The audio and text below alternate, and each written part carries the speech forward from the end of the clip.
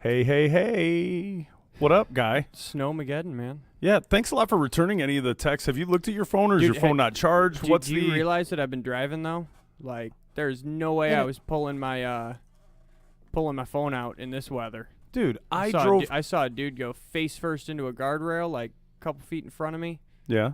I called it too. I was like, and there he goes. Hello, and there's Justina. She's back.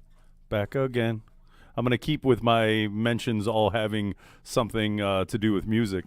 Dude, I didn't ate sing it this time. I'm proud of ate myself. a hamburger and fries while driving from the Garden City shop over here to the Canton store today. Mister, I can't pull out Dude, my I phone. was eating popcorn, man.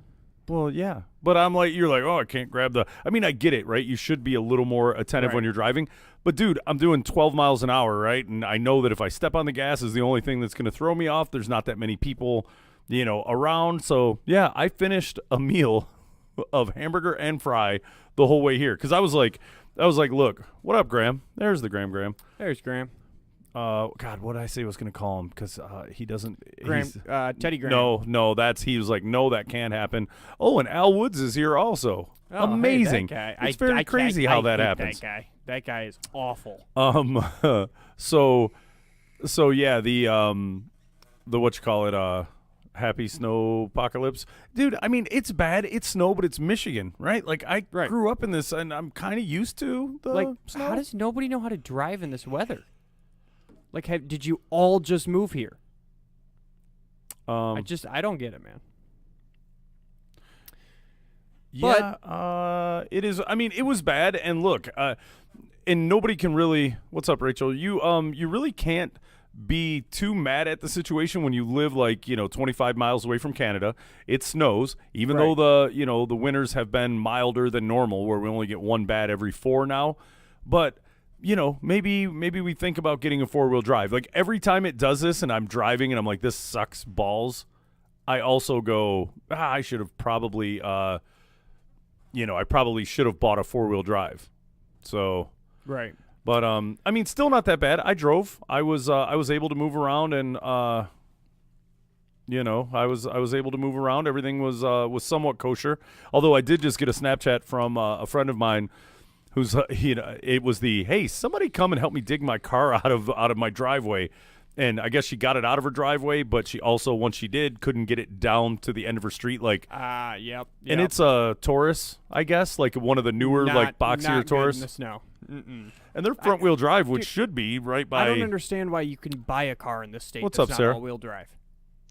All-wheel like- drive, 4-wheel drive, whatever your proclivity would be. And there weren't a lot of choices if you're going with older vehicles. You know what I mean? If you're riding something that has already shed its depreciation value. But yeah, we should prepare ourselves a little bit better with this. You know you live in the state of Michigan. You know it snows. Just be prepared. Come on. Okay, and Have some chains in your car or something. I will tell you the ass hat what you call it every dude with a jacked up 4x4 or whatever. Oh, God. Dude, I look at them, I see them, and they just have that look. They're driving and like, yep, this is why I get 8 to 10 miles per gallon all year long for this day. Right. And they just want to completely just show you that they can still do 47 miles an hour and on ice. And they do it, and it's good. I mean, it'll get a little squirrely. And I understand it, and you're flaunting your 4x4-ness. And I'm like, God, you guys, yeah, happy snow day, biatches. Yeah, dude. So, yeah, I had them go past me, whatever. I did see some idiots who were trying to drive faster. There were a bunch of accidents on my travels. You know what I did find was the side streets were better than the slushy, like half ice snow combo. Yeah. Because every main road, I took Ford Road, Michigan Avenue, and Wayne Road. And I had to I was doing a total of like 11, 12 miles an hour just Really? with other people and shenanigans. I mean, I just came from Michigan Ave. I was doing 30, but there was one red light where I hit the brakes and locked them up immediately and was like, all right, well, let's just tap the brakes. Okay, that's not working. We're just going to go right through this red light. Glad there's no cars coming. Yeah. But other than that, it was fine. I tried to get into the Snowmageddon spirit, though. I really did. I accidentally took myself out of the Snowmageddon spirit and ended up crying though, because Okay, yeah. What's the Dude, cry? There was a the ladies. weirdest- I know you guys are all concerned because I don't know if you know it, but Al is in some kind of pseudo relationship with the majority of you in this room. So please tell us why you cried and whatever, because I feel that and none of you we could should come know. give me a hug. Yeah. Did you None ask, of you knew. or should they have through You should have just known. been just telepathic and No, dude, you should feel when I hurt? It kind of goes back to the whole, like, Al doesn't cry at, like, normal things. Al cries at, like, the weirdest stuff. And this is probably the most normal thing that I've ever broken down and, like, been like, oh, my God, I'm emotional as crap over. Uh-huh. But, so a lot of you know I'm a snowboarder. I'm friends with a lot of snowboarders. Back in 2010, right before the Olympics, you may have heard the news story about a kid named Kevin Pierce who was constantly challenging Shaun White for half-pipe gold in every event, was beating him on some occasions, and was like, if Shaun doesn't win it, Kevin's going to win the gold medal. He is the nicest. I mean, I've known him for years. I've known him through a guy who grew up here in Detroit, Danny Davis. Nicest guy you'll ever meet. He was doing a practice run right before the Olympics, came down, hit his head real bad, and went into a coma.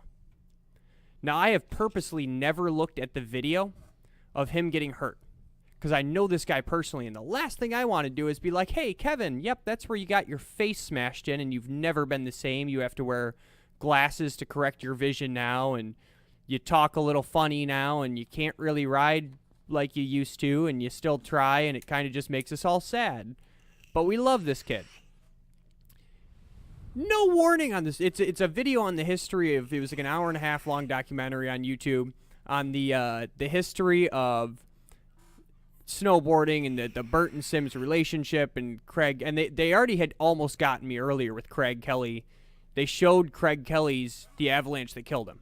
And like, you can't pick out which one of the ants is Craig Kelly, but knowing the situation, I was looking right at Craig Kelly when the snow came down, and you're like, oh.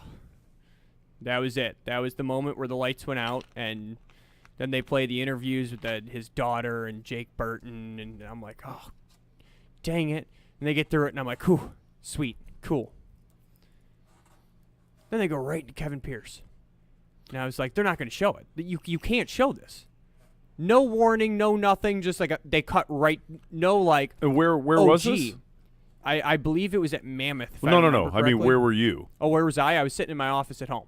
Okay, so you didn't have the remote handy because, and look, not to devalue your emotional like moment that you had today, and probably rightly so, but the same thing when dead crying puppies and you need to donate. I have to. You have to. Where's the remote? Turn it, or but you get a warning with that. You hear the music and Sarah you're like, McLachlan, no, nope, this ain't happening. I'm out of here, right? Because I've had the clip. I know what the beginning of the clip looks like because I've had people be like, bro, have you seen this? And I'm like, no, I don't want to see it. That's not the way I want to remember my buddy. Like, I don't want to see it.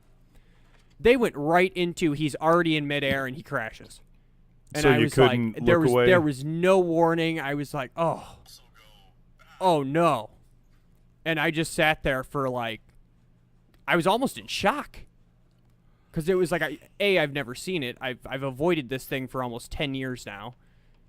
God, Sarah, how did she jump in? She's like, remote ? He was in shock. Jake, damn. I'm like, I don't know. That's the only thing that I No, you're right. Remote next Because to me. I've had it, right? Because they used to play it on TV until the FCC was like, you can't play somebody getting their face caved in on TV. That's not okay. So like, I'd seen the start of the clip and I was like, whew, I don't want to see this. Change the channel, walk out of the room, whatever I got to do. Like, it still gets me because I was really close. I'm still really close to all these guys. They're traveling the world. I haven't seen some of these guys in 5-6 years, but occasionally we'll shoot a text and bro, you won, great job. But you still, I rode with the Friends crew. I had the I Ride for Kevin shirt. I had the sticker on my car. I had the sticker on every bib when I competed. It was I Ride for Kevin. Now, I'd also never seen the 2010 Olympics because it was, at the time, we were all sitting there going, how are we going to, some of them were like, how am I going to compete in this Olympic Games when Kevin's in a hospital fighting for his life? Like, how can I get that out of my head trying to drop into a half pipe when my buddy almost died. So like we eventually were like, no, God, you got to go. He's not going to want you to stay home. Like, you got to go. You got to ride for Kevin. It's it's the Rocky theory when Virgil Meredith, when what was it, Mick? When Mick, you got to do whatever. And I mean, that's how invited the party people. Nice. There we go, Shayna. But it is kind of the Rocky theory when stuff like that happens, or even the Buster Douglas. Like, he beat Mike Tyson. Like, I guess it was the same week, like his mom died or whatever. Note to self, you don't want to fight somebody the week their mother passes. Right. I'm sorry. There's no amount of anything you can do to me that's not going to make me, like, punch a hole through you. Right? Like, there's a certain amount of... Now, I guess the anger, I guess that would be sadness and anger. I don't know how, like, in competitive sports. I mean, we've had people who, in football, that have either hurt in the... I knock on wood, never had somebody who... who had been paralyzed, which is the equivalent, right? Because 9 times out of 10, somebody's not dying on the football field, but... Right, yeah. No, it was the mood, the mentality that a lot of us had were like, I remember a lot of conversations with, Jack and Danny and talking about, like, why are we even doing this? Like, yes, we love snowboarding, but, like, why are we pushing this envelope to a place where if a jump is off by 1 degree, we could break our entire lower body? Like, what are we doing to ourselves? Like, why are we doing this? And you can't have that mentality of, like, what am I here for going into the Olympics? No, you got to be loose, man. You got to. And they played a good chunk of the Olympic runs, and you could kind of tell that everybody had this giant weight. Like, just watching it, you could tell that there was a giant cloud over every single person, the way that they were riding. And then there's Shaun White, who just had no cares in the world because he only cares about himself. And it was like, well, yeah, he wins because he's the only one who's not kind of fighting themselves at the same time as they're fighting a half pipe, and it was raining and bad conditions. And I remember a couple people pulling out of respect and said, like, hey. Pulling out. But, like, out of respect and being like, you know what, I can't do this. My head's not in the right spot. Like, I'm going home. I can't do this. So it was just a really weird day for me watching that, because it was like, oh, happy snowboarding and, the history and, the sport I love and the progression and everything. And then it was like, oh, kabam. Yeah. And then it cut right into, like, JP Walker and, like, and now we changed the sport again because, we went from wearing neon clothes to listening to rap and baggy music and hitting the street instead. It was like, oh, okay, we're through the emotional part. Al's good.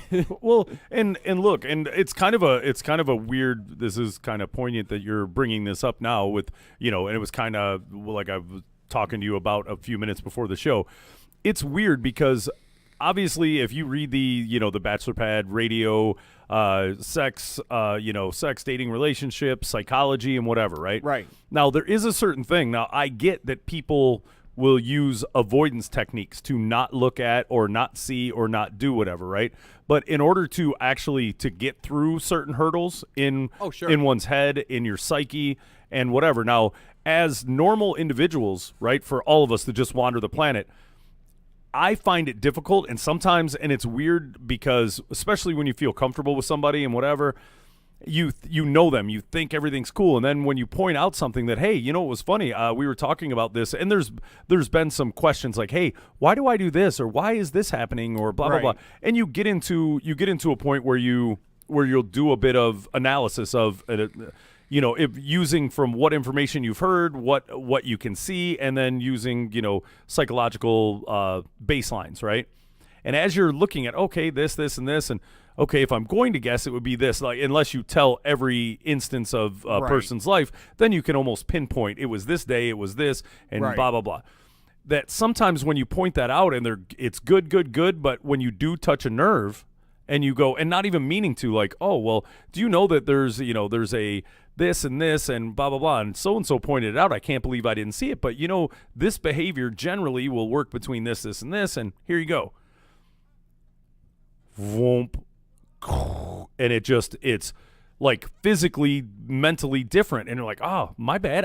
You ask me these questions all the time. Somebody pointed something out, and it wasn't anything bad like you would ever guess, right? Right. Or even that you would assume to be bad. But you can see when it has a light bulb effect on someone, it was like, bang, yep, I kind of know this and whatever and blah, blah, blah. And you're like, oh, balls, my bad. I didn't Yeah. mean to, It's not like, oh, Jake, you got a silly haircut. Al, you're wearing a blue hat and you used to be green.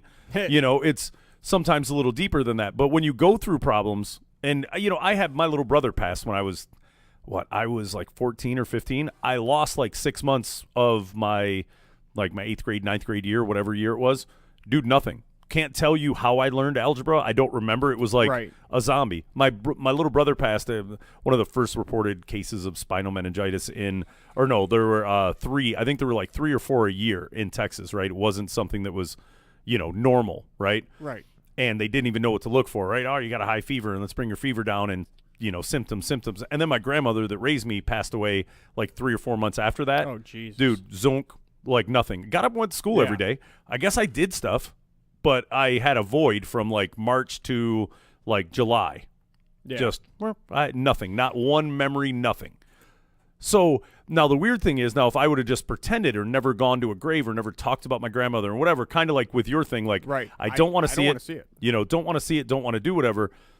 And there's two sides to it. You can do that and pretend it didn't happen and whatever, but obviously it did. And when it Right. sneaks up on you and you're just like, "Oh no, that's reality and real." Because I'm kind of on the fence about behavior or understanding or how and why, but I do believe that dealing with these issues, doing whatever, looking them, dead in the eye and whatever, and yep, that hurts. That's pain. It's real. Getting a cry out, whatever it is. Oh, yeah, Man, sure. woman, gorilla, it doesn't matter. Dude, I remember multiple times of like getting a FaceTime or a Skype back then from Danny and just like seeing this kid in the hospital and his mom is bawling and his sister is just like you were saying, his sister's a zombie. His sister is just kind of sitting there like, I'm here. Yep, this is happening, but like totally not processing it, and all of us. And it's interesting because I retired from snowboarding shortly after this. Like that season was the last season I snowboarded at a full-time professional level. And I wonder if that did, I never really thought about it this way, but I wonder if that did change, because we all started talking about it. Like, why are we pushing this? I was in the hospital a couple times that year, and like, is it worth the extra 2 miles an hour if I have to go to the hospital because sure, I won, but now I'm in the hospital and with a giant concussion. Like, is it worth it? Is it not? Now, I had other issues with my knees going on and kind of forced my hand a little bit, but I never really thought about the whole, like, well, could there have been something in the back of my mind that I just did not ever truly, because we processed it, we talked about it. Some of us processed it differently. The Mitriani brothers both kind of started getting more into the broadcast booth and less into competing shortly after that. Danny went the other way, where Danny was like, all right, no, I'm winning these competitions. I'm doing it for our buddy here. Like, this is Friends Crew. We ride together. We die together. Somebody's got to take his place. And then he'd had this similar incident where he beat Shaun White shortly before the Olympics, got too drunk. They were partying in his backyard up in California, driving ATVs around. And they'd been doing it all night, drinking all night, having a big old snowboard party, which we always did. And the track that he had went like through the woods and then out onto the road, and then you'd take the road about a quarter mile, come back up the driveway. Well, somebody had closed the gate into the driveway, and Danny jumped on the bike and took off and went back and went head first at like 40 miles an hour into this closed gate. Laid in the snow with two fused vertebrae in his back, shattered both legs. His hips were just totally gone. Whoa. That's crazy coincidence. Yeah, right. Yeah, jeez. Well- But, like, he ended up in the hospital, same thing. Both of them are supposed to go to the Olympics. Both of them are supposed to compete with Shaun White. 4 years apart. Both end up in the hospital. Both never the same. Well, here's the thing, right? It may be an unpopular, but I was also when you're a man, right? And here's the thing, right? And with football, with the concussions and all the stuff going on, and a female viewpoint will always be not worth it. Shayna's like, it's not worth it. You're going to do this. Now, your own personal psychology, and that's why sports psychology is such a huge thing, right? Right. Getting somebody to perform and do whatever, like a racehorse or anything like that. You can do everything for this horse, and you can keep the regiment the same and do whatever, and you're pretty sure how it's going to respond and react. And in sports, when you're an athlete and you play, for me it was football. The psychology of baseball really never made sense. You're out there on an island. It's a team sport, but it's not. It's but very. I think that's what the psychology is it's very much yourself and not the team. It's yourself. There is the team, but like, what are you doing? Not what are the 5 of us on the offensive line doing? Right. So. But when you look at it, and this is where, I feel, I kind of feel empathy, but I don't, right? When you're doing a dangerous sport and whatever, there's an adrenaline thing. If you were anti-adrenaline or concerned about your, I'm going to break a bone or do whatever, right? You've got to be a bit nutty to do what you all do. I've had a ton of skateboarder friends. Oh, yeah. I've had a ton of, the BMX guys, and then the actual dirt, and now, here's the funny thing. When I look at it and went, no, I could harm myself and whatever.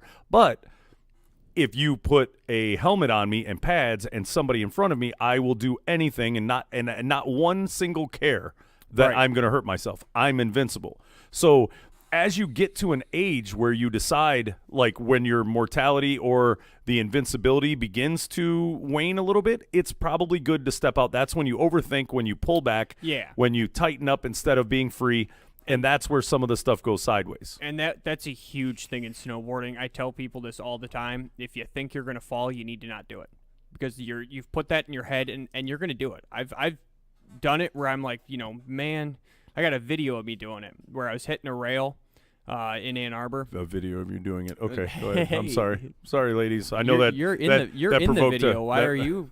I thought I was out of camera. There was a silhouette. What is going on?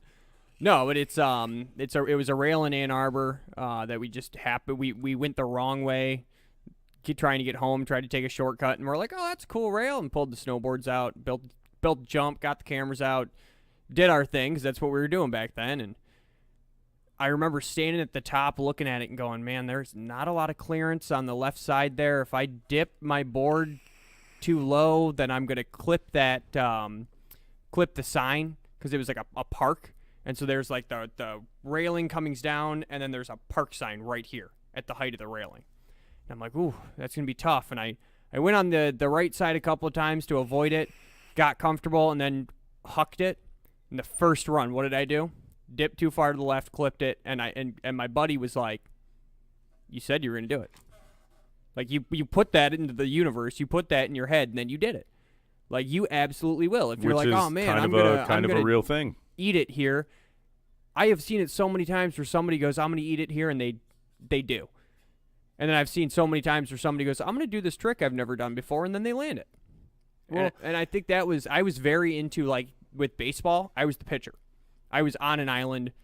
I didn't get to even talk to, anybody.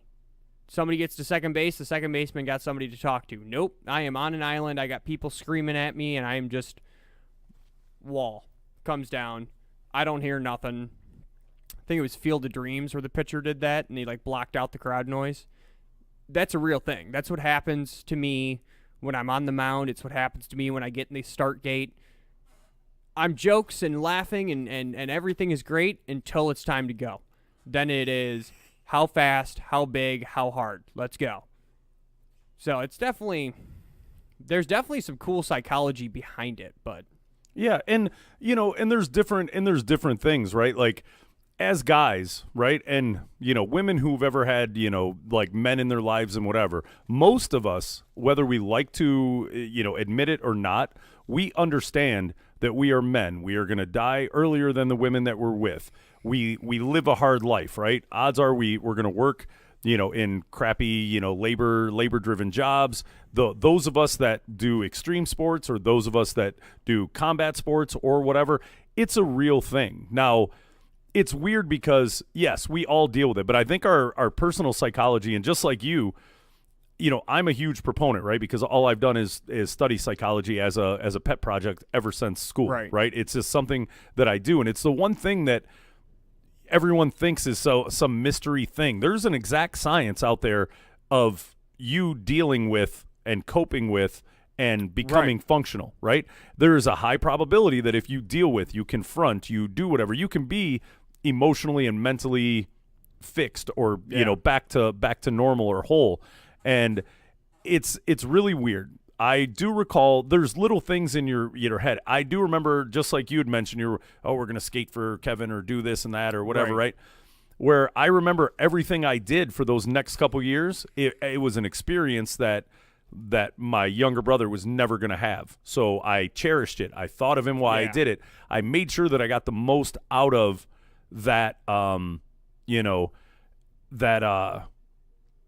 that same experience, right? And it's weird because I remember that. And then as, I dealt, there's a lot of things that you have to deal with, thoughts coming in your head, doing whatever. Now, once you begin to, if I wouldn't have ever dealt with it, now my mom didn't deal with it, right? She just, she kind of flipped out, pretended that it didn't happen, and boom, down the road she went, and she abandoned us and went to Las Vegas. So now my, remaining brother and myself, we're just sitting there going, oh, what is this, right?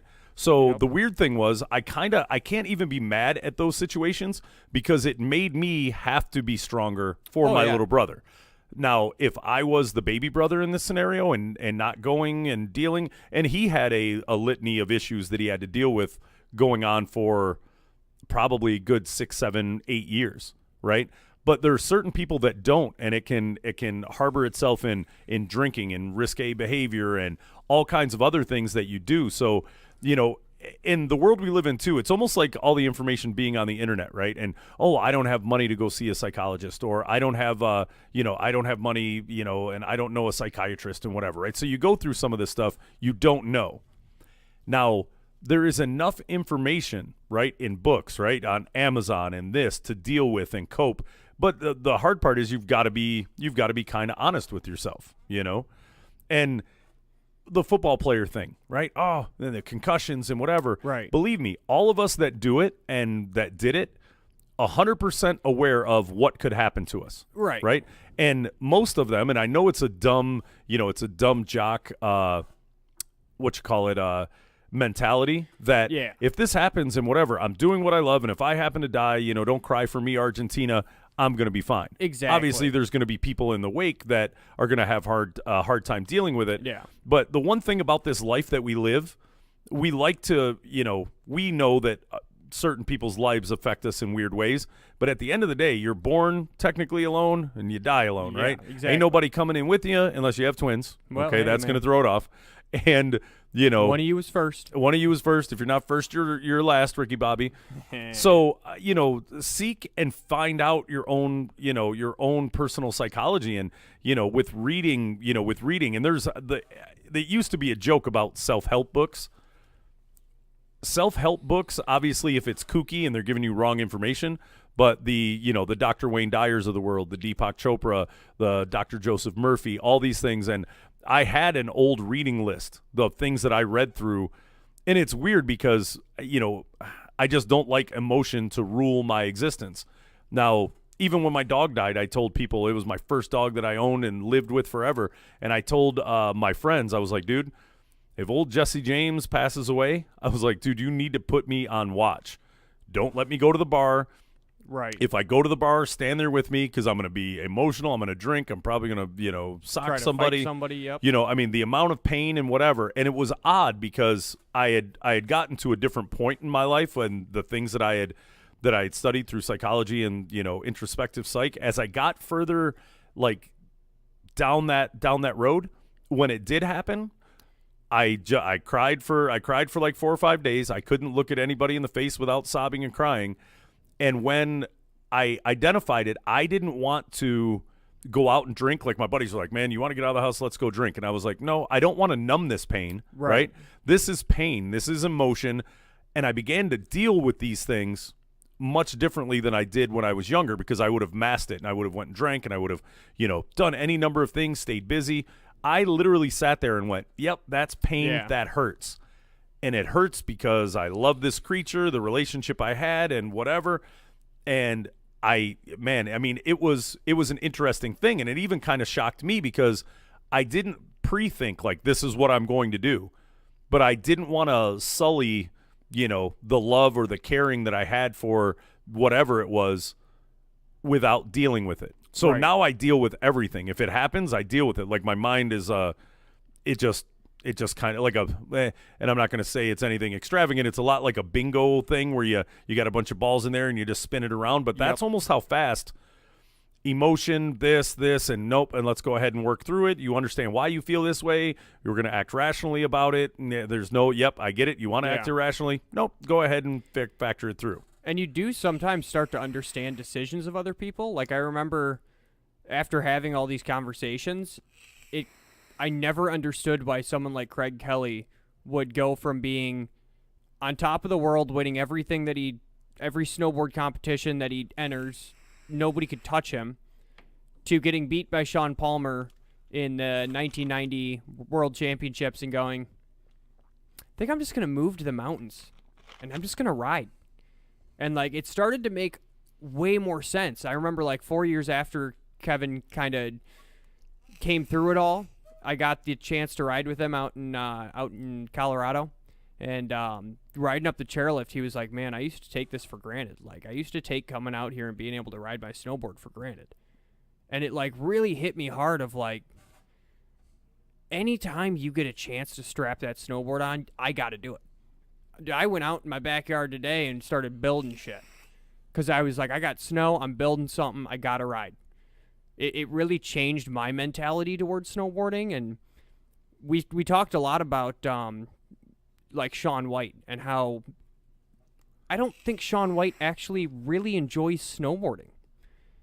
If you talk to the guy, if you ever get a chance to just pick his brain, which most of us probably will never do, I don't think he enjoys it. He's not like the rest of us. He was not part of the Friends crew. He's not part of this snowboard culture, really.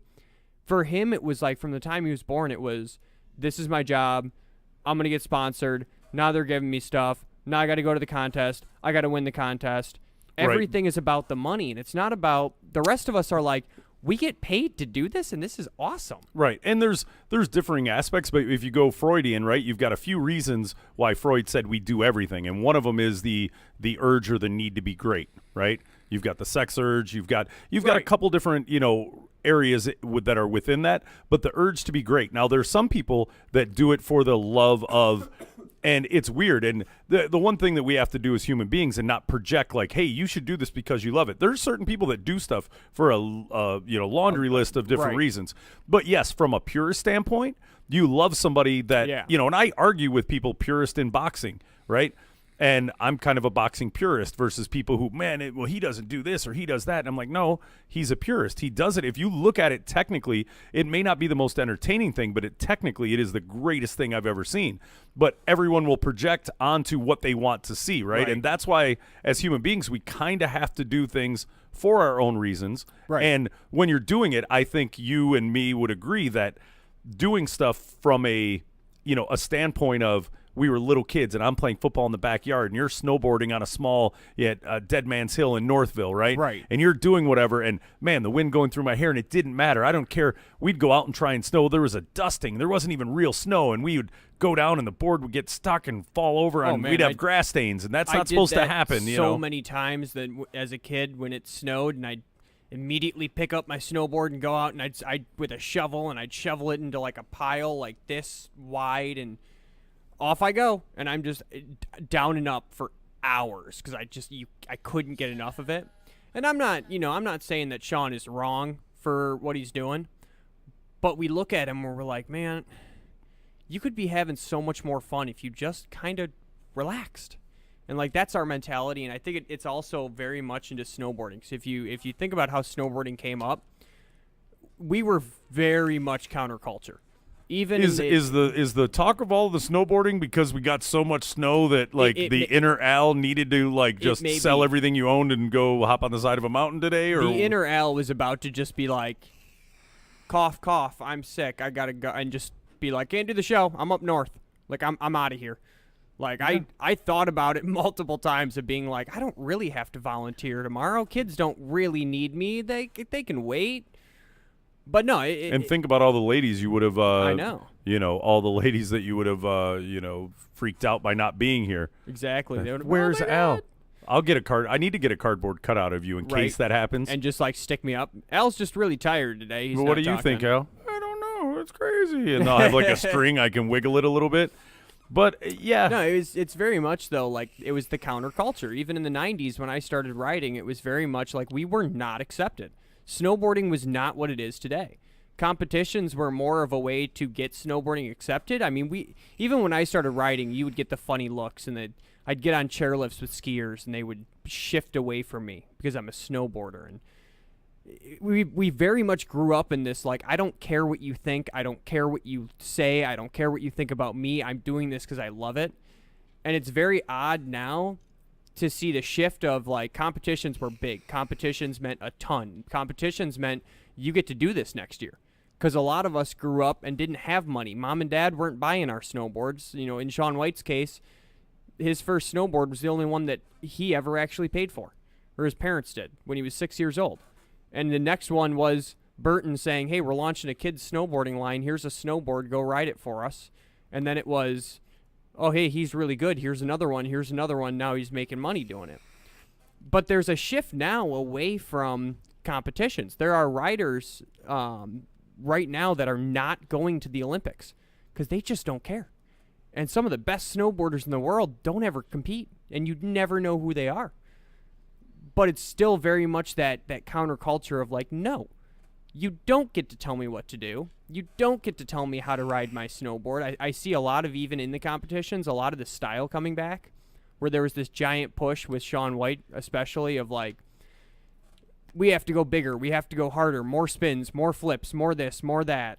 And now it's like, even the contest format has changed to where there's now a what they call a flow element, which is like 20% of your score is based on did it look cool, not did you do the hardest trick and land it. You know what's weird? I obviously, I pay attention, through the X Games and whatever as it was coming into popularity and, extreme sports and whatever. Recently, because of the Winter Olympics, and I looked and they did some kind of like 30-minute program on female snowboarders and some of the stuff. And you want to talk about the ladies like ripping it up? Dude, like, and no offense, and I know that because I know nothing about whatever. I know it's a board versus whatever. But holy crap, when what's going on, Mike? When I looked at it and the females, and they kind of went through the anthology of what females did and how they went, and now that they're doing and gaining a little more notoriety than some of the dudes and whatever. I know that generally if I'm sitting there, and I think it was on a Saturday or whatever when Saturday programming is weird on television, right? So I'm having coffee and doing something on the computer, and I watched it, and I went, wow, like the ladies are, dude, it was amazing. So, I mean, I get it. It's something I would never want to do or never could fathom I could, right? Like I slip on snow walking out, to go get the trash can or whatever. So it's amazing to me. But yeah, I my eyes were opened a little bit on the lady snowboarders, and man, that was a very cool, like my eyes were peeled for like 30 minutes. You want to talk about some cool chicks? Go hang out with some of these lady snowboarders. Go hang out with them. What there's a bar with them down the corner? What do you do? I go to work, I come here. Next time some of them are in town and we're doing a thing, because once every couple of years it'll be like, oh, we're doing a party at Danny's and we're all going to go shred some Michigan Hills because we're just tired of being in the spotlight. I'm going to bring some of these girls down and we're going to go to the bar with them, because you think snowboarders go wild. Women snowboarders are still struggling with the whole like, don't you tell me what to do, like I'm a badass chick, I can do what I want, I'm just as good as the guy next to me kind of mentality. And they will go out and drink you under the table and then go ride a snowboard right after it. I prefer to like sit at the table and whatever. Don't get me wrong, I've been drinking and I've sat Indian some of these style, women, but you will be under the table. Yeah, no, you will be under the table and then you'll come back up for air. Yeah, this is a good trick. Yeah, I don't know. I mean, it's weird. And it's kind of funny you touch on the, counterculture and whatever, but it's a lot of anything new, right? Oh, yeah. Anything new, it gets there. So it's not 100%, designated. It's just you happen to be in that grouping of, okay, I we're mean, doing something. We came up in the era where it was like, oh, those snowboarders, their baggy pants and their, they rip up our hills and we don't want them here and yada yada yada. And now it's like I go there and they're like, oh, we love snowboarders here. Snowboarders are so friendly and they're so nice. Well, think about golf with golf, which was very, and even skiing, right? Skiing was one of those. Oh, I go ski, and it costs a lot of anything that has money attached to going and going skiing. It's not a cheap hobby, right? Nope. The equipment, whatever, it was something that was kind of reserved for people of a certain amount of financial standing, a certain stature. Yeah, and that was like one of the big things that like Sean Palmer talked about in this documentary. Is he was like, when I came up, like, you're riding next to people who hate you because your hair is red and you got a mohawk, and you're riding one board and you've got a sack lunch, and these people are like, well, I'm going to go to the restaurant and get caviar and champagne for lunch. And, like, you're out sitting on your snowboard with your ham sandwich. And, like, it was a very different socioeconomical. Like, you had one side, like, the high class was skiers, and we were low class. Like, that's what we were. We didn't have the money to go out and go get lift tickets. Most of these snowboarders came up by getting in a car, driving down the highway and going, oh man, look, there's a hill right there with fresh powder. Let's go hike up that and hit it. Which I feel they're it's almost like an offshoot surfer, right? Right. Only because of very close to the surf the skate movement mentality. And whatever, and that same mentality, right? Like, oh, go to the beach and where did Jake Burton and Sims come from? They were surfer skaters. Sims skateboards. It was like the best skateboarding team at the time, and then it turned into a snowboard team. Same thing with Burton. He was a surfer.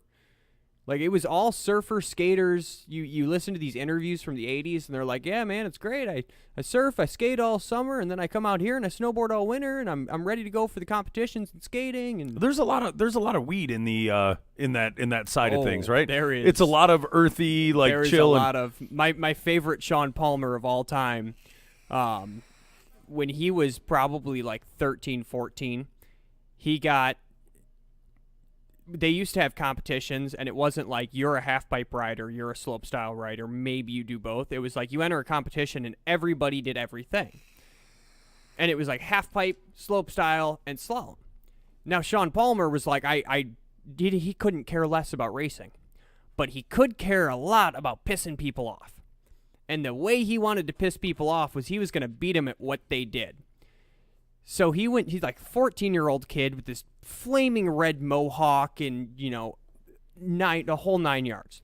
Goes flying through the slalom course, finishes, wins. They announce that he's the winner, and he goes right up to the people that he beat, and he's like, I just beat you, and I'm stoned. Nice. I like and dude, what is Shayna? Who is she? If I didn't know better that she wasn't a real person, she's like a magic like computer bot. Right. She best snowboarding movie I out there. Just out cold. Programmed her to agree with everything I say, dude. Well, and it's not even that. We could talk about some weird, obscure, like cool stuff, and there she goes, and whoop, and I'm like, what in the world? I'm like, dude, she knows. Like, that is a very knowledgeable, she has lived a life, man. Worldly chick. Yeah. Chickadee. Yeah, but it's still very much like we smoke, we drink. There was a great Sean Palmer one where he did an interview, and they're like, Sean, you won last night, and you're coming back for the half pipe today. How did you prepare? And he was like, well, I drank about a fifth of Jack last night. I'm like 7 beers deep today. I'm drunk, and I'm gonna go win. And you got the buttoned up news anchor like, yeah, no, it takes back to you, Jim. Look at golf, right? So, and it's a weird thing. You know how many people, like all my like rich friends or whatever, they all go skiing because you go on a skiing trip. Oh, we're going to Aspen, or we're going to here, we're going to there. So there was socioeconomics involved, which obviously my family was not cool, and it's cold outside and snow, right? So that's it. I'll go play football because it doesn't hurt so much when you fall on the ground. Well, then golf. Same thing with golf. Hurts so much more, though. I don't know, Maybe man. it's because I'm a small guy, and when I get hit, I feel it. Yeah, well, and snow helps. Snow helps everything or whatever. You should write a book, lady. You are a knowledgeable chickadee. But then even with golf, like, remember how stuck up in like golf? You couldn't have paid me to, if it wasn't for Happy Gilmore, and then Tiger Woods, right, who was hitting and driving the ball so much longer. I like the controversy of him being, a black golfer, and then being the best thing, the best in the world, and just everything. Like, he could do no wrong, obviously. Fast forward a couple years, right? But ting. And I even in Texas, I would go to the Byron Nelson, right? Because it was it was kind of localized. My brother worked for Chili's, which is Brinker Corporation. Yeah. And he'd always get tickets to the Byron Nelson. And I was like, dude, I mean, I get it. I've watched Happy Gilmore and Tiger's awesome. And then the atmosphere, like everyone was like, dude, going to a golf outing was so persnickety and stuffy and whatever, dude, who would want to go do it? Now you go to a golf outing, right? And, in not all the, you go to the super, super big ones. It's a little bit different. But Caddyshack, right? Yes. Yep. Dude, Caddyshack was awesome. If golfing could only have been a little bit more like Caddyshack or some of the shenanigans, that would be awesome. I try to make it like that. Yeah. Dude, I go to the Byron Nelson, and everyone's drinking beer and doing whatever. You watch a little golf. You look at all the pretty people. It almost kind of looks like because you still get a bunch of the fancies that go there. But everyone is loosened up a little bit. And Sarah, it only counts if you take me. Does miniature golf? Yeah, miniature golf. That definitely counts as golf. I mean, the theory and the concept is there. It's just long division versus regular, I guess. Yeah, there you go. But yeah, it's so a lot of those things in sports kind of, you see when they. I think the only good thing, right? We always bag on the way the world's going, and we've got this, and this and that, and the world's going to hell in a handbasket, right? But I do like the normalization, and of course the upper and the elites probably don't like it because things that used to be completely segregated they used to for have them. Skiing, then they used to have golf, and maybe they got to go back to like cricket and curling. I don't know. Something. I don't know what other persnickety sports are there. Bowling is kind of weird, right? Until you had that one guy who was a little, and then best bowling movie ever, Kingpin. Oh, right, of course. You pulled a Munson, right? Right. So I think everything, some of those, ivory towers and some of those walls need to come crashing down because it's a little more fun and entertaining. And I feel bad for people that want their persnickety, and there's still those super high-end golf clubs that you can't go to. And you and I couldn't afford to go to. Right. I don't know Now, what's the best skiing place that is super expensive. Is it the Aspen or the Breckenridge or the? I think Aspen to me was the most persnickety that I've ever been to, and it was still. And I mean, this was in the late 2000s, not quite into the teens yet, but still kind of like, oh, you're a snowboarder and you're not drinking champagne with your caviar, and yeah.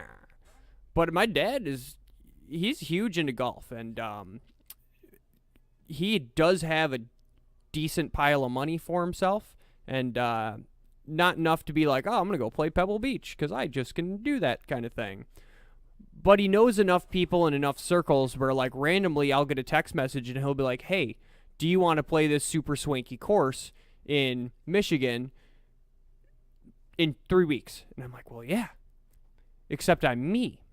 So I show up in like my golf shoes, but baggy-ish pants, like not khakis, not proper golf attire. And half the time my dad has to give me a shirt because mine is not proper enough.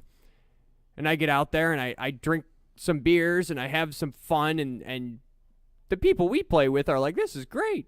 We're just relaxing and having fun. Having fun, right. You get back to the clubhouse and they're like, meh. Wow. You did this and this and this, and we're going to have to warn. The amount of times I've been warned from doing stuff by the golf rangers is absurd. I think golf rangers have warned me more than Ski Patrol has. Yeah. Yeah. And that's saying something. Yeah. It's kind of random. What are the craziest things you've seeing today was a snow day. All my friends and everyone who has kids, right? Oh, snow day, kids are off and whatever. Right. I know, like, snow days as a kid, obviously trying to go sledding, go sledding, obviously throwing snowball fights would throw in. It's kind of weird as an adult. Everything changes. Like, it's snow day, maybe except for you. But, you're like, I'm leaving. I'm heading up north. Screw the kids. Screw Jake. I thought about it. I was like, I could just go. And, which, truthfully, I would also, I would also subscribe to that. Like, cool, go. It's your thing. Right. If you're a crazy like summertime dude and whatever, and you're like, dude, sorry, man, dude, the weather's great, or the fish are jumping, or whatever it is you do. The Lords of Dogtown, hey man, this job was, surf when we want, work when we want, and look at the waves, brah. Yeah. Hey, Shayna, I don't know if you can find it. I know you had to have commented on it because you commented on the other, on the other side, everyone with the Netflix and chill, and then we mentioned the Fire Stick and F, right? That was something I had penned like a year or two ago, and I was like, this is good. We need to make that a thing because I use a Fire Stick, and I've never actually had a Netflix account just because shenanigans. Dude, I had Netflix in Texas, right? My uncle leaves the house, and he's like, hey, man, don't worry, dude. I was like, bro, so you got cable, you got whatever. What do you need and whatever? And, billiards. There you go. Dude, okay, and guess who mentioned it? I'm just going to throw it out there, right? Of course, right? I'm gonna start a punk billiards. We're gonna have to. They've already kind of got. Have you seen the smoking hot? Like she may be a martial artist or a like a contract like hitman woman. The super Asian billiard lady. I have not. Dude, that thing is amazing. I'm like, no, she is smoking hot, and it kind of has a punky Asian edge to her. Dude, she is the greatest thing.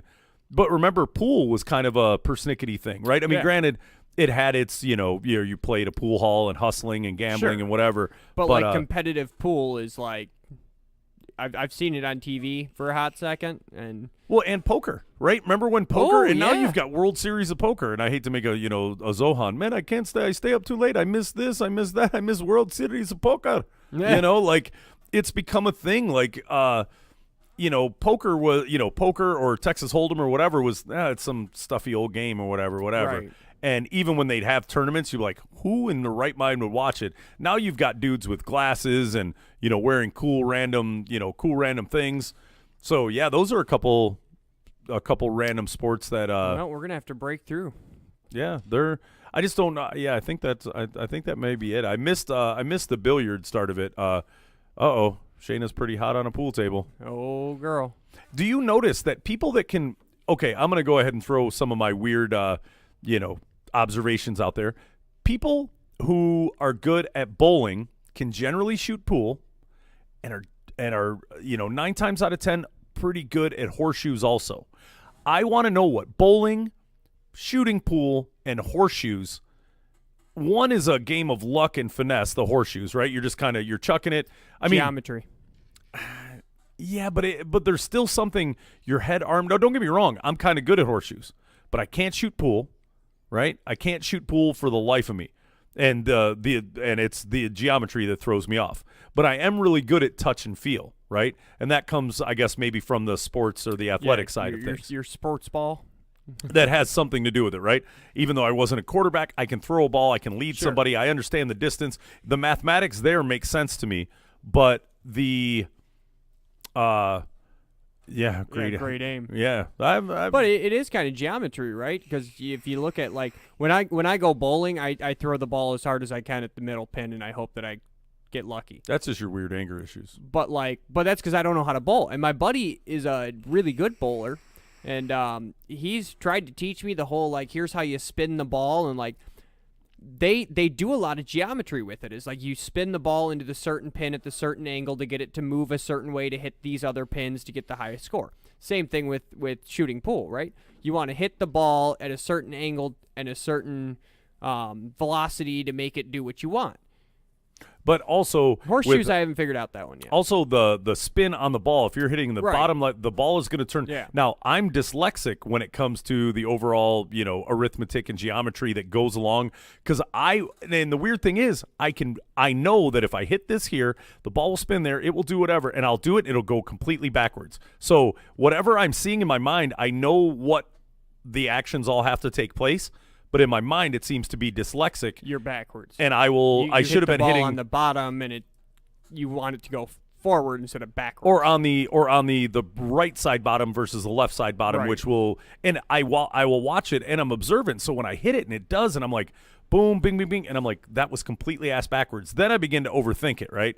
So Yeah. then I begin to overthink it, and I go, okay, my first impression is telling me to do it this way, so I'm going to do it this way, and then it will do the same. And I'm like, gosh darn it, right? So now I don't know, and I'm like, screw it. I'm going to hit the ball directly straight. Yep.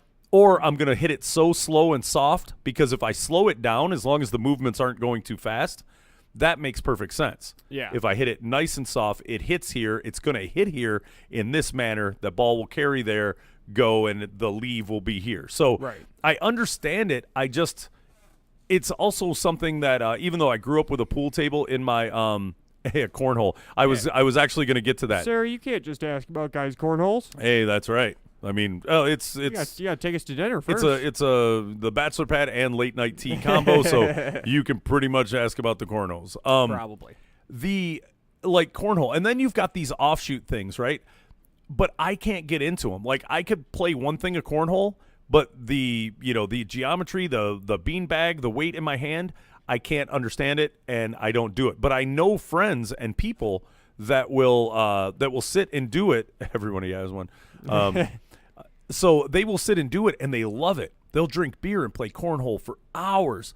And then the next one, like, have you seen the people that play professional, what is it, beer pong? Wait, that's a thing? It is a thing. I missed my calling? Dude, in downriver, bro, you can get on. They have teams and leagues and different bars that do stuff. And I'm like, really? I was like, dude, it's beer pong, right? It's college and blah, blah, blah. And I'm doing it. I'm going to drink the creepy water, beer water anyways. I can get sponsored to drink beer.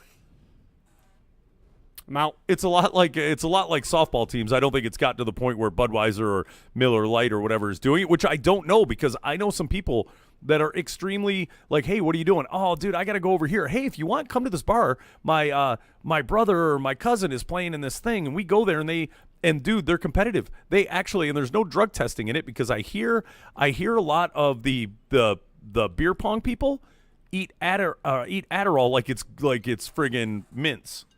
Oh, You know what I that mean? Probably would help. Yeah, it's a real thing. Uh-oh. Boop, boop, boop, boop, boop. What up, JC? 3 in the house. What happened? Did I miss the tea? No, we're right in the middle. I mean, don't get me wrong, we're at the end, so if you wanna jump in, you're more than welcome. Okay. Well, you on the phone and could be on the tea? I'm on the phone in the T. I can do whatever I want, 3. I'm the boss of me. Yeah, that's I, right. I got you piped into the mic right now. Shayna's obviously is contributing like nobody's business, so she's in here. Oh, She's yeah. I'm on my way in, man. I gotta fix that. I'm stuck in traffic on 635, so you already know what that's about. Yep, Dallas traffic. You know how it is. Balls. Okay. I'm gonna check in, man. Make sure you say hi to we got Shayna and Sarah and a few. Yeah, Shana, Marlene, and Everybody in there. LNT. That's right.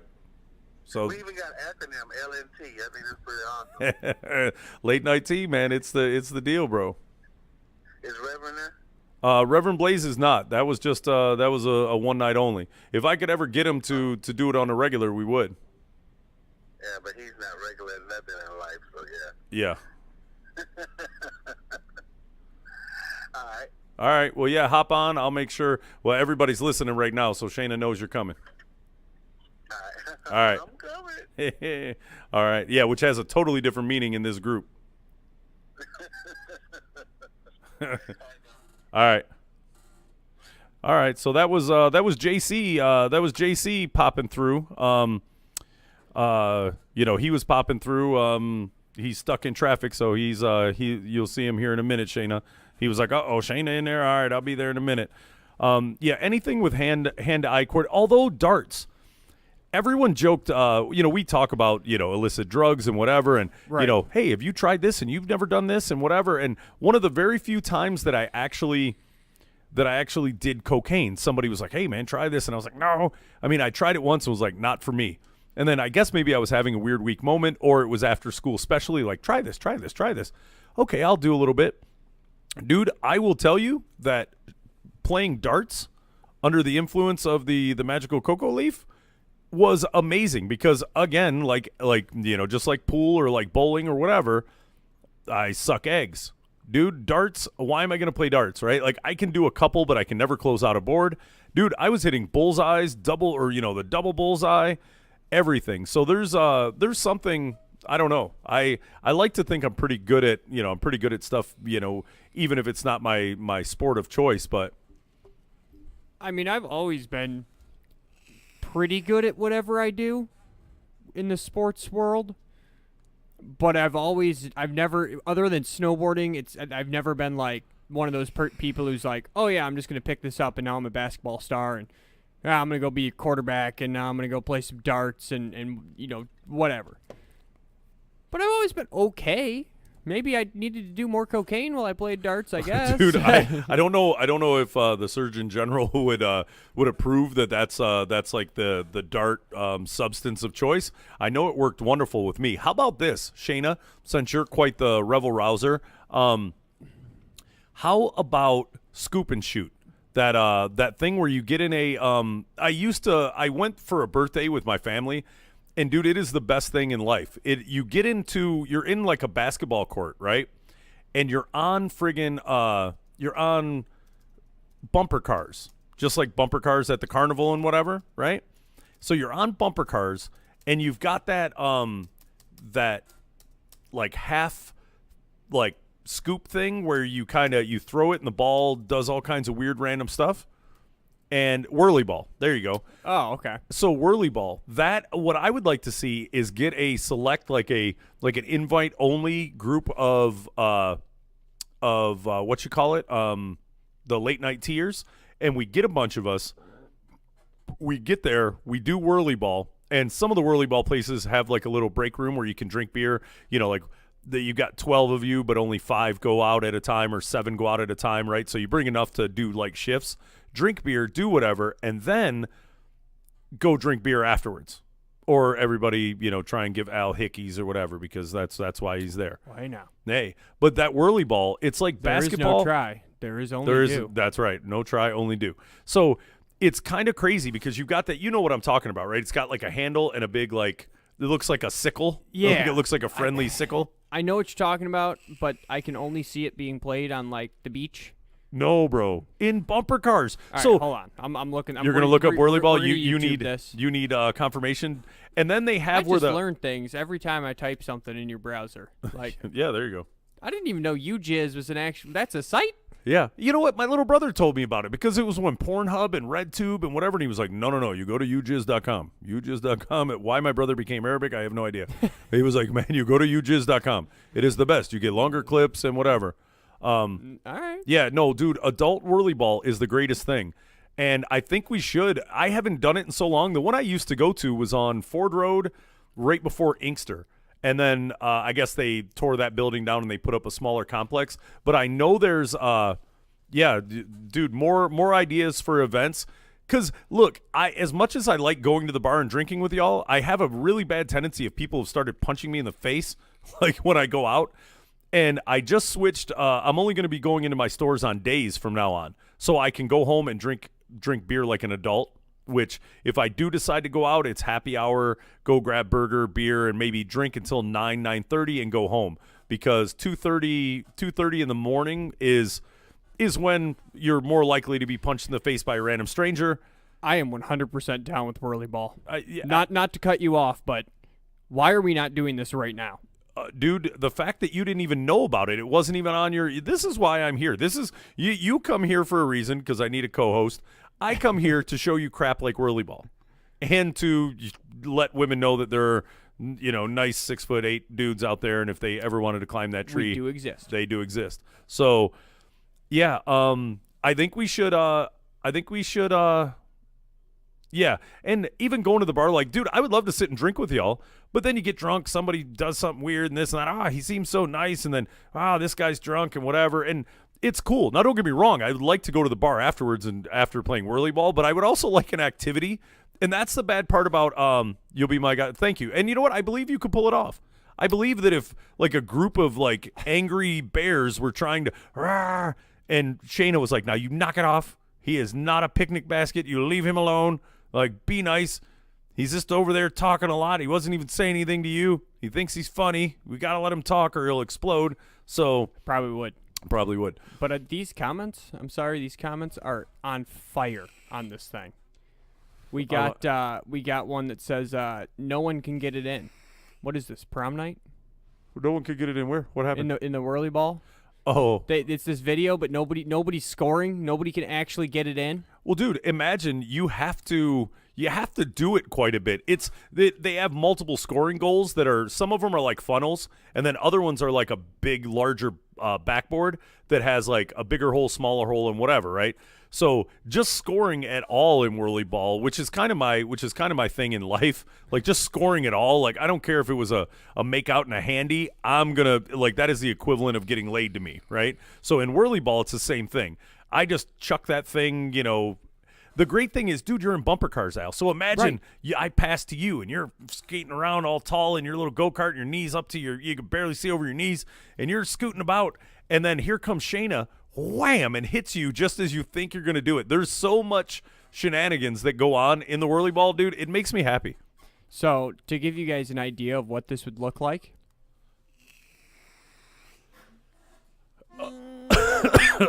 Yeah, no, that is the Al in whirly ball, dude. You know what would be a great thing? You know how you've got your Dave and Buster's of the world and whatever. If there were like a huge warehouse that had whirly ball, that had dodgeball, that had kickball, all in one, like weird little, just an abandoned warehouse, right? Then this is where I also have the indoor dog park, which all dog owners could be using right now. It's just I don't think that pushing $35,000-$40,000 direct. I've got the business plan for it, and I've got some other things that I want to do just because, you know, shenanigans, right? Right. And I've got other stuff going on with the Add It All and whatever, and not the great time to do a pet project, no pun intended, because it's about pets. But imagine doing just a big abandoned warehouse, right?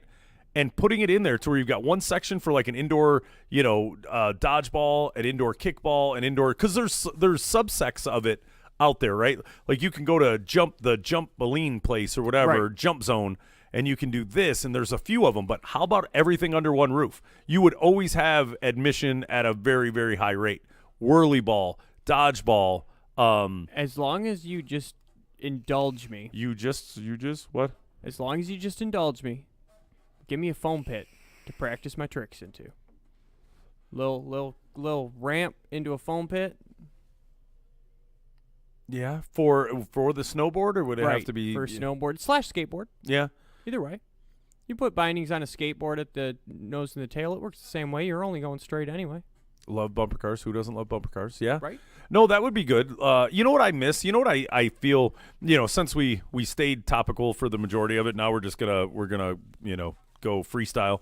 You know what I feel? And you talk about regression therapy and stuff you got to get through and deal with, and things that I still hold a grudge that I was just above the age and the height requirement to get in the goddamn balls at Chuck E. Cheese.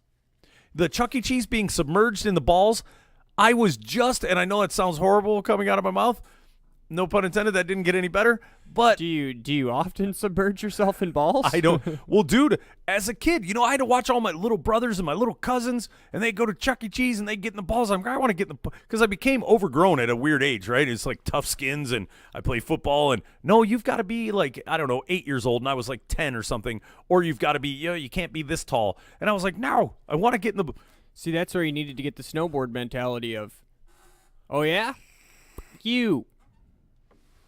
Yeah, and just do dive in and whatever. What are they going to do? Pull a 10-year-old out of the whirly balls? Well, I think so. Or they could have, be careful. He's simple. He's one of, dude. Yeah, I would have played Gilbert Grape and just jumped in there, dude. But for I sure. like the balls, right? Dude, in a ball. That's what sounds a little gross. I don't know. It's kind of gross with those little, snot-nosed kids too, with all the runny nose and the germs and whatever.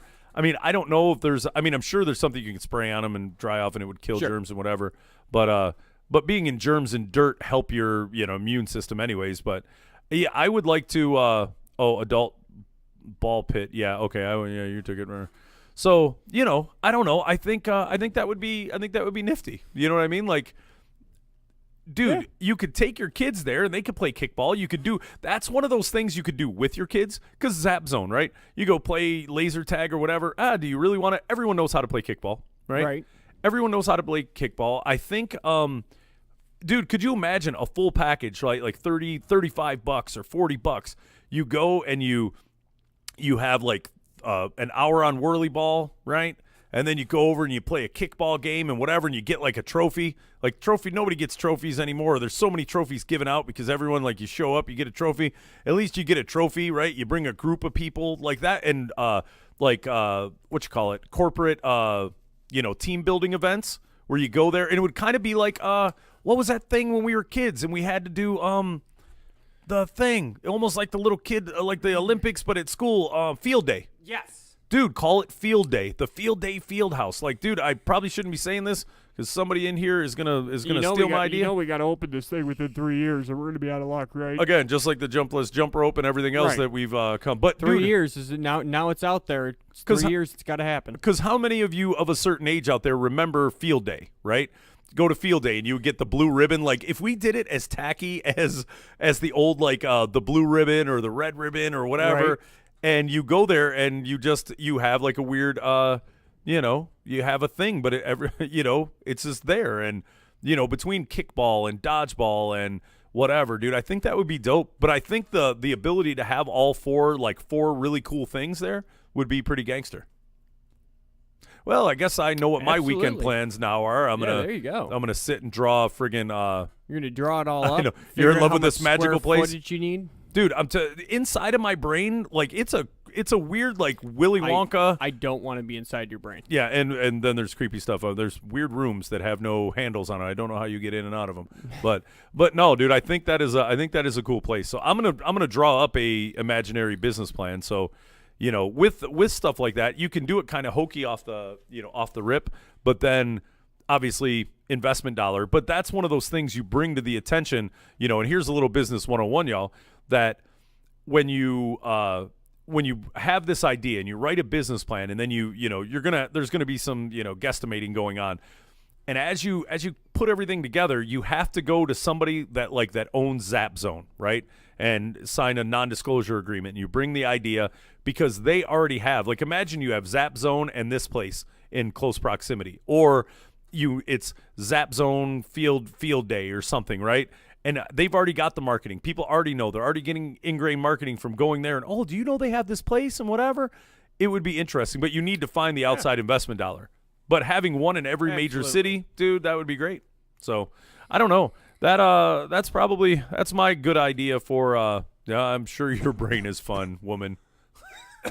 Sitting down there in warm weather and no snow and a fun brain. God dang it. Shooting pool and all right, you got all kinds of neat stuff, lady. I'll give you that. I will definitely Shooting pool, playing poker. Geez, say that 5 shooting times. poker, playing. Yeah, there you go. Yeah, right. But I don't know about you all, but I'm looking forward to going out and doing donuts and snow angels at the house, and It's gonna be fun. it is going to be fun.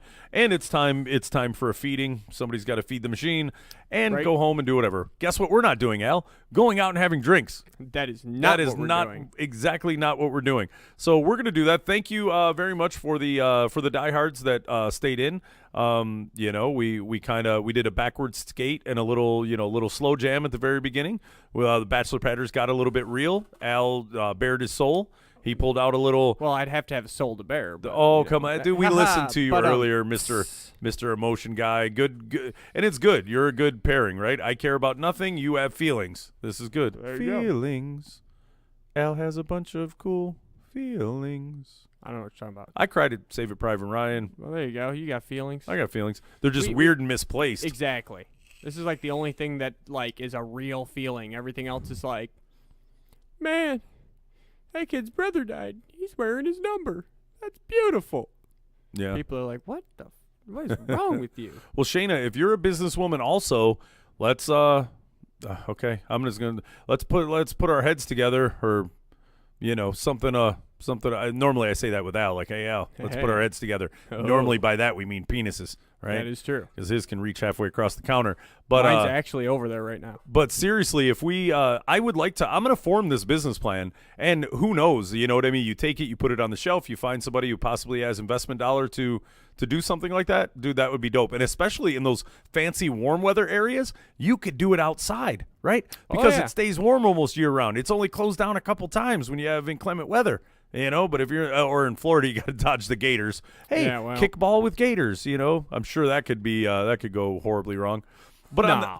on that note, we're gonna go ahead and get out of here. Let's go play in the snow. I gotta pee. You want to go make yellow snow? I just peed. Yeah, we're in That's- Canton. We'll go to jail. Yeah, that's true. That's right. If we were in any other area, I would say let's go pee in the snow. But all right. Well, that's about it for tonight. It is Friday. We'll probably be coming to you. I can't guarantee because the odds that we're going to put everything together and get everything set by Monday with the new time a little bit earlier, so Al and I can go do so we can go have drinks because Right. it's 7:00 in the afternoon And we're we not can- out till midnight, 2 a.m. We can go canoodle with normal people. But thank you, Shayna. Love you guys. Love you guys back. So, and your front. I'm just gonna say that I've Yeah. seen some of y'all's fronts. I'm not partial. I'll take a front, back, side to side. That's a little Paul Wall. Who? Got front and back and side to side.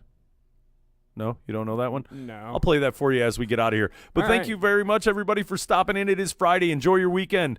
Stay in the snow, out of the snow. Do whatever makes you happy. Right? True. All right. This is the Bachelor Pad. I'm Jake, Al. and we are out of here. Uno, dos, tres, cuatro.